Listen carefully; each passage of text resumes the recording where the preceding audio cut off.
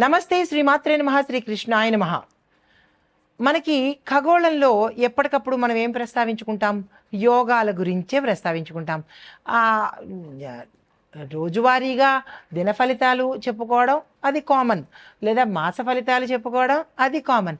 కానీ యోగాల గురించి చెప్పుకోవడము, ఎవరెవరికి ఏ యోగం వర్తిస్తుంది, ఆ యోగంలో మేము ఏం చేయాలి, ఏం చెయ్యకూడదు, ఆ యోగంలో ఏం లాభాలు వస్తాయి అనే క్యూరియాసిటీ కానీ, అనే ఉత్సాహం కానీ, లేదా అంటే కొంత టెన్షన్ కానీ ప్రతి ఒక్కళ్ళకి ఉంటుంది కదా.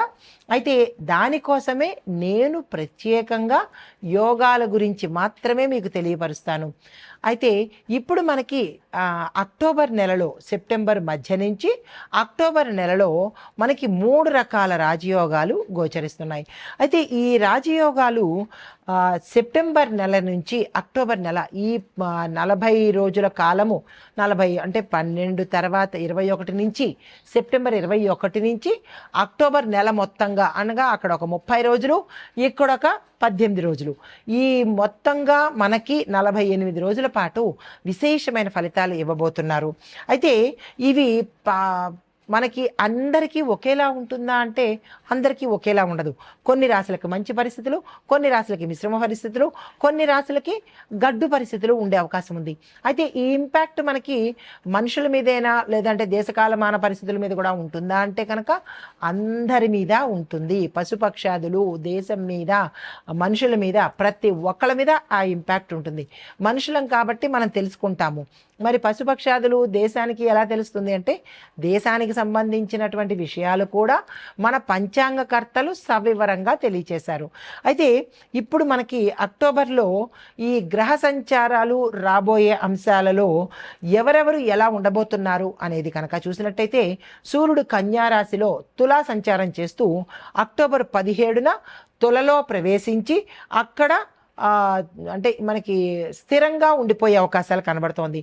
అలాగే బుధుడు, శుక్రుడు, కుజుడు, గురుడు, శని కుంభరాశిలోను, తర్వాత రాహు మీనంలోను సంచారం చేస్తూ ఈ గ్రహణం మనకి అక్టోబర్ నెలలో సెప్టెంబరు 21 నుంచి మనకి గ్రహణం కూడా రాబోతోంది.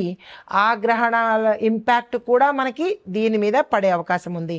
అయితే 3 శక్తివంతమైన రాజయోగాలు ఏమిటయ్యా అంటే కనుక, ఒకటి గజకేసరి యోగము, మనం ఇందాక చెప్పుకున్నట్టు, అంటే గత వీడియోలో చెప్పినట్టు గజకేసరి యోగము, ధనయోగము, దీంతో పాటు రాజయోగం కూడా మనకి రాబోతోంది.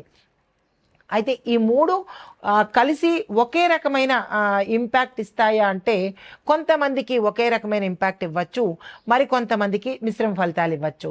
అయితే ఎవరెవరికి ఏమి ఫలితాలు ఇస్తున్నాయి అనే అంశం చూసినట్టయితే కనుక ముందుగా దేశకాలమాన పరిస్థితులు తెలిసేసుకుందాము.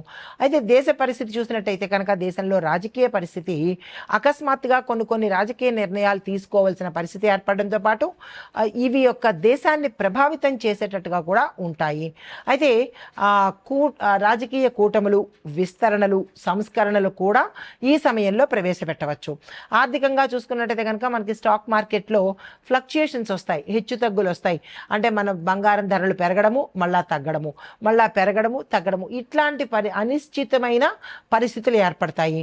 ఐటీ సాఫ్ట్వేర్లు కూడా కొంత ఫ్లక్చుయేషన్కి గురి అయ్యే అవకాశాలు, కొంతమందికి ఐటీ ఉద్యోగాలు కోల్పోవడము, ఇలాంటి అనిశ్చితమైన పరిస్థితి, స్థిరము లేని పరిస్థితి కనబడుతుంది. తర్వాత వ్యవసాయదారులకు చూసుకున్నట్టయితే కనుక కొంతమందికి స్థానికంగా, అంటే భూ ప్రాంతాన్ని బట్టి, వాతావరణాన్ని బట్టి వరి, పత్తి ఈ పంటలకు కొంత లాభము రావడంతో పాటు వరదల సమస్య కూడా వచ్చే అవకాశం కనబడుతోంది. అది ప్రాంతాన్ని బట్టి, మళ్ళీ అందరికీ కూడా ఈ సమస్య ఉండదు. న్యాయరంగంగా చూసినట్టయితే కనుక కొన్ని తీర్పులు పెండింగ్ పడిపోవడము, మరి కొన్ని తీర్పులు బయటికి వెలువడే అవకాశము కనబడుతోంది. పాత రాజకీయ కేసులు కూడా కొత్త మలుపులు తిరుగుతూ బయటకు వచ్చే అవకాశం ఉంది.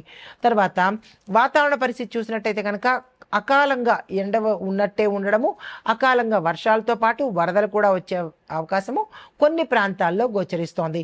అయితే కొన్ని ప్రాంతాలలో వరదలతో కొన్ని రాష్ట్రాలు ఇబ్బంది పడేటట్టుగా కూడా కనబడుతోంది.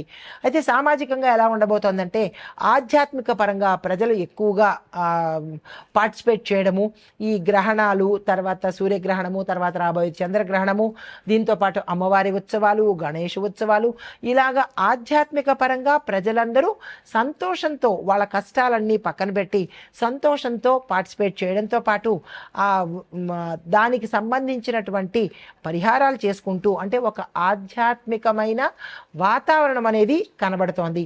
ఎక్కడ అల్లర్లు కానీ గొడవలు కానీ లేకుండా ప్రశాంతమైన వాతావరణం గోచరిస్తోంది. అయితే ఈ ఫలితాలు మరి మేషాది ద్వాదశ రాశుల వారి మీద ఎలా ఉండబోతోంది అనే అంశంలో ఒక్కొక్క రాశి గురించి విశ్లేషణ చేద్దాం. తదుపరి రాశి వృషభ రాశి. అంటే ఈ వృషభ రాశి వాళ్ళకి ఈ 3 యోగాల్లో ఏ యోగము మీకు అత్యంత లాభంగా ఉండబోతోంది అనేది చూద్దాము. అయితే ఫలితాలు ఎలా ఉండబోతున్నాయంటే భూ సంబంధించిన సంపద మీరు అంటే భూములు కొనుక్కోవడం కానీ భూమి స్థిరచరాస్తులు మీకు రావడం కానీ అలాంటి అంశాలు జరుగుతాయి.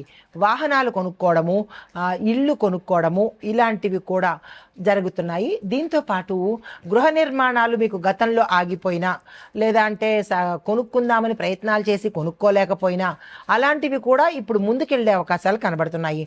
కుటుంబంలో చూసినట్టయితే కనుక శాంతియుత వాతావరణము, ఆగిపోయిన పనులు తిరిగి ముందుకు వెళ్ళడము, వివాహాలు కానీ లేదా సంతానం కోసం కానీ లేదంటే ఇల్లు కొనుక్కుందామన్నా ఇలా మీరు ఏదైతే కుటుంబంలో అనుకొని ఆగిపోయాయో అవన్నీ తిరిగి మళ్ళా ముందుకు వెళ్ళే ప్రయత్నం మీకు అప్రయత్నంగానే ముందుకు వెళ్ళే అవకాశాలు కూడా కనబడుతున్నాయి. ఇది చాలా శుభ పరిణామం కదా. అయితే ఐటీ రంగం వాళ్ళు బిజినెస్ రంగంలో ఉండే వాళ్ళకి పెద్ద పెద్ద ప్రాజెక్టులు వచ్చే అవకాశం కనబడుతోంది. ఈ విషయంలో అంటే మీకు ధనరాజయోగం కలగబోతోంది అన్నమాట. కాబట్టి దీన్ని ఒడిసి పట్టుకునే ప్రయత్నం చేసుకోండి. అలాంటి అవకాశాలు ఏమైనా మీకు వస్తే కనుక వదులుకోకుండా ఈ సమయాన్ని అంటే అక్టోబర్ 31 వరకు మీరు ఉపయోగించుకునే ప్రయత్నం చేసుకోండి. తర్వాత ఆరోగ్యపరంగా అయితే మాత్రము ఈ రాశిలో ఉండేవాళ్ళు చాలా చాలా చాలా జాగ్రత్తలు తీసుకోవాలి.